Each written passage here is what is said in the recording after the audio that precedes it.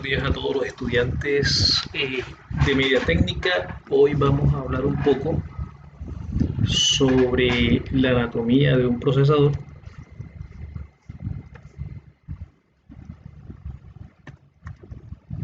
Vamos a hablar sobre la anatomía de un procesador y para esto vamos a tratar diversos temas, ¿verdad? Entonces, es muy importante que todos los estudiantes hoy pues que están estudiando y haciendo el curso de media técnica en sistemas conmigo, pues tengan un conocimiento un poco más específico, más centrado acerca de lo que es el procesador. Entonces, empecemos. Un abrazo fuerte a todos los que están escuchando esta clase y vamos con todo. Un abrazo.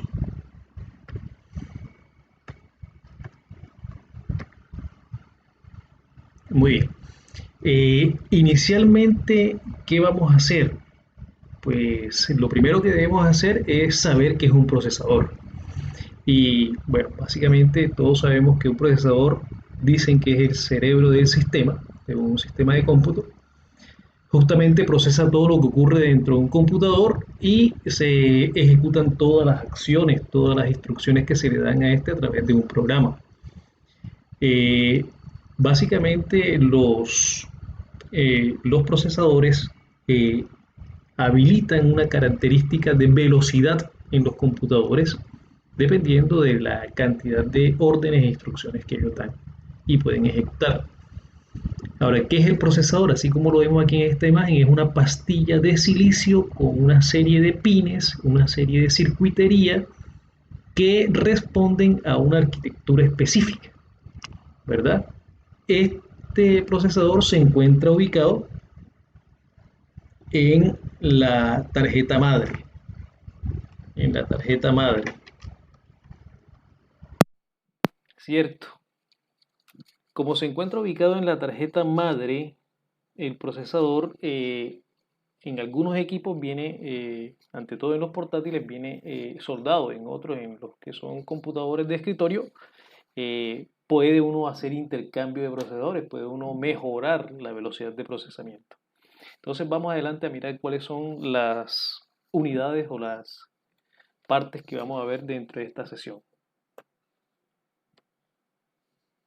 Bien, el contenido o los temas importantes de la anatomía de un procesador van a ser los siguientes, ¿verdad?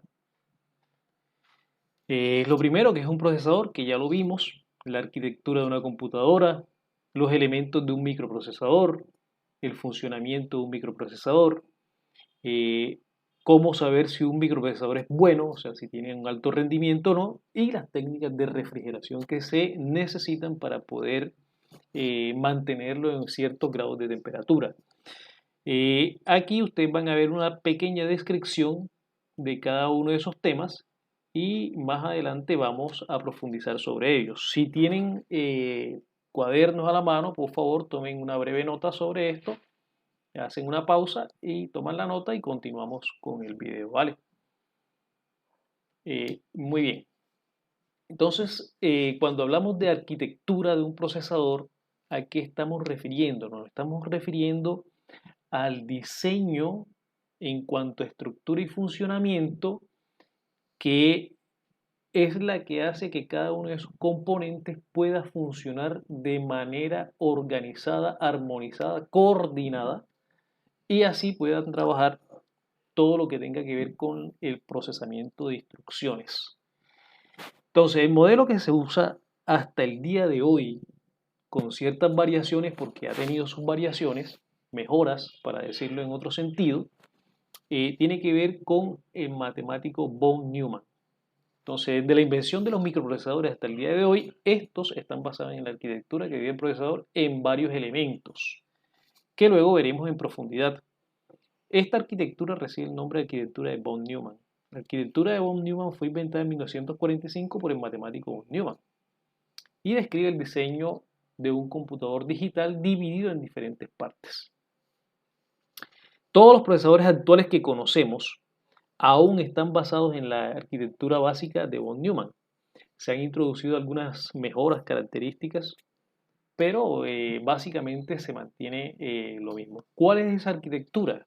Bueno, básicamente está el procesador y el procesador contiene la unidad de control, la ALU, que lo vamos a ver en detalle más adelante, el registro de instrucciones, contiene la memoria del programa, contiene la memoria de datos y contiene eh, las entradas y salidas, que son todos los periféricos anteriormente, para poder introducir datos y sacar datos de la CPU. Además de eso, contiene un bus de datos. El funcionamiento de un procesador, ¿cuál es? Este funciona mediante pulsos de electricidad que van activando y desactivando transistores, dando un valor de falso positivo. Estos valores de falso positivo se pueden representar a través de un sistema binario, que es el que permite realizar los cálculos matemáticos a la computadora. Muy bien, continuemos entonces. Hablemos un poco de las partes internas de un computador. En este caso vamos a referirnos a su estructura interna y muchos de ustedes ya la conocen porque esto no es un tema de secreto de Estado. Sabemos que un computador tiene una memoria principal, que es la memoria RAM, pero a su vez cada uno de sus componentes hoy guarda una memoria que se llama la memoria caché, un poco más rápida, un poco más volátil, pero muy importante. Entonces la memoria es el elemento donde se guardan las instrucciones que ejecuta el computador y los datos sobre los que operan las instrucciones. Estas instrucciones reciben el nombre de programa. También cuenta con una unidad central de proceso, que es el elemento que hemos definido anteriormente, y es el encargado de procesar las instrucciones que le llegan a la memoria. Como habíamos hablado acerca de las unidades de entrada y salida, esta permite la comunicación entre los elementos del exterior y todos los que están relacionados con la placa madre. La placa que está aquí. Aquí vemos el procesador, aquí vemos dónde se instala la memoria, aquí vemos algunos puertos PCI y aquí se pueden conectar algunos dispositivos externos. Entonces, ¿qué elementos caracterizan a la unidad de entrada y salida? Bueno, que hace un control y una temporización de las instrucciones y los procesos. También hay una comunicación con la CPU al interior del procesador que vemos por acá. Comunica con dispositivos externos, pantallas, teclados, USB, puertos de video, etc. Almacena también temporalmente datos, o sea, es una unidad volátil. Quiere decir que cuando lo apaga ya no guarda ningún tipo de información al interior de ella. Y también hace una corrección y detección de errores. Corrección y detección de errores. El bus de datos, en la arquitectura de la computadora, el bus es un sistema digital que transfiere datos entre los componentes de un ordenador o entre ordenadores también. Está formado por cables o pistas en un circuito impreso, dispositivos como resistencia, condensadores, además circuitos, y anteriormente también había una reata, como una especie de cinturón, que conectaba los otros dispositivos a la tarjeta madre. ¿Cierto? Bien, aclaremos un poquito la arquitectura de von Neumann. La arquitectura básica del modelo de von Neumann tiene un flujo de proceso de la siguiente manera. Primero, permite que las instrucciones se encuentran resistentes en una memoria, listas para ser leídas y ejecutadas. Estas instrucciones pueden ser instrucciones de entrada y salida, ¿verdad? Que vienen del exterior o que provienen del interior de la computadora. Y determinan la comunicación también, comunicación interna con los dispositivos a través de los puertos de la computadora. Cuando hablamos desde el punto de vista interno de esas instrucciones que pueden ser leídas y ejecutadas, podemos estar hablando de la unidad de control. Esta unidad de control controla señales, como bien lo dice, eléctricas en forma de onda, en forma de pulsos electromagnéticos, eléctricos también. Lee instrucciones, las ejecuta, las almacena en diferentes direcciones y las lleva hasta el microprocesador.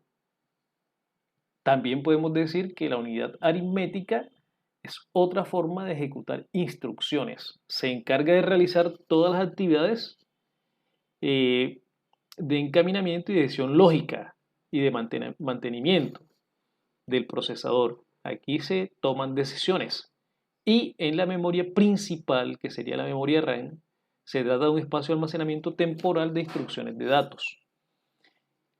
Bien, ¿dónde se guarda al final el resultado de estos datos? Bueno, ya eso al final, cuando la computadora ha hecho todas las operaciones y ha presentado en pantalla, hemos escuchado música a través del computador, pues todas estas operaciones, las que requieran ser guardadas para poder manipularlas posteriormente, se guardan en el disco duro. Entonces ya vemos la funcionalidad de cada uno de estos elementos dentro de la arquitectura de von Neumann. Bien, los elementos de un microprocesador. Nosotros hemos establecido algunos elementos, vamos a hacer un poco de énfasis en ellos. La unidad de control, la unidad de coma flotante, la unidad aritmético-lógica ALU, el banco de registro de memoria caché, el bus frontal y el bus trasero. La unidad de control es el elemento que se encarga de impartir las órdenes mediante las señales de control, por ejemplo el reloj. Busca las instrucciones en la memoria principal, que sería la RAM, y las pasa a un decodificador de instrucciones para que se ejecuten. La unidad de coma flotante es una unidad muy importante porque esta unidad ya trabaja dentro del rango de las matemáticas en el campo de los números reales. Este elemento no estaba en el diseño original de la arquitectura, posteriormente fue introducido cuando las instrucciones y cálculos se hicieron más complejos con la aparición de los programas de representación gráfica. Muy importante para todos aquellos que se dedican a la edición de videos, a los videojuegos, etc. Y la unidad aritmético-lógica, que es la que se encarga de hacer los cálculos aritméticos, suma, resta, multiplicación, división y operaciones lógicas como AND, OR, NOT, etc.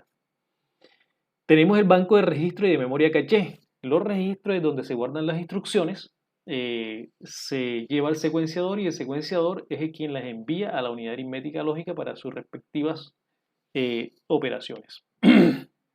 Y luego también la devuelve a la memoria RAM, cuando ya esas operaciones han sido realizadas y se presenta un resultado. El bus frontal y el bus trasero hacen lo siguiente. El bus frontal se conoce como bus de datos, es un bus principal o un bus del sistema y es la vía o canal de comunicación del microprocesador con la placa base, concretamente con el chip, y se llama puente norte o North Bridge.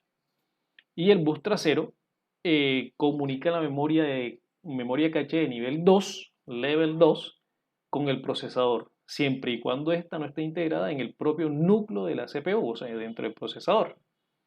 Y dentro del procesador, pues ya entonces el bus trasero estaría al interior del procesador. O sea, no se vería, pero sí hay una especie de línea de comunicación. Es como para tener en cuenta esos pequeños elementos. Bien, ¿cómo es el flujo del proceso? El flujo del proceso es básico. El reloj determina el tiempo de ejecución dentro del procesador. El secuenciador genera las órdenes de procesamiento dependiendo de la velocidad que le asigna el reloj y lo lleva al contador de programa que contiene las diferentes direcciones de memoria tanto de la instrucción que se está ejecutando como la instrucción que se va a ejecutar. Y la pasa al decodificador. El decodificador lo que hace es interpretar la instrucción y dividir cada una de esas partes de la instrucción a las diferentes circuiterías para que hagan el proceso que se requiere. Y por último, el registro de instrucciones contiene la instrucción que se está ejecutando actualmente y le entrega información al contador de programa. Eso es básicamente lo que hace la unidad de control. Bueno, continuamos un poquito con la unidad aritmético-lógica.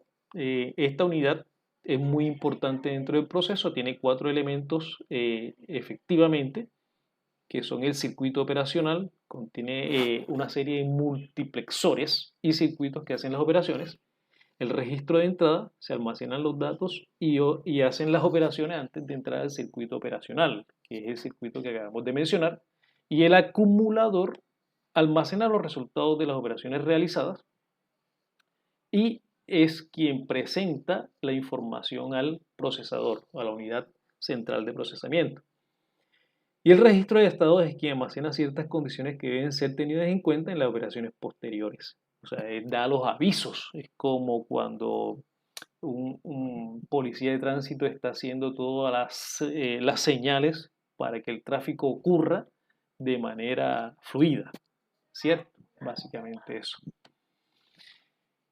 Y este es el fin o la conclusión de la primera parte. Vamos a mirar o vimos alguna de las importancias del procesador, teniendo en cuenta que este tiene una diversidad de características. Entonces, en conclusión, podemos decir que el procesador es la parte más importante de un ordenador, es el cerebro, coordina todos los datos, todas las aplicaciones y todos los procesos que pasan por el procesador. Los dos tipos de procesadores más utilizados son Intel y AMD. De ellos vamos a hablar más adelante en poco profundidad.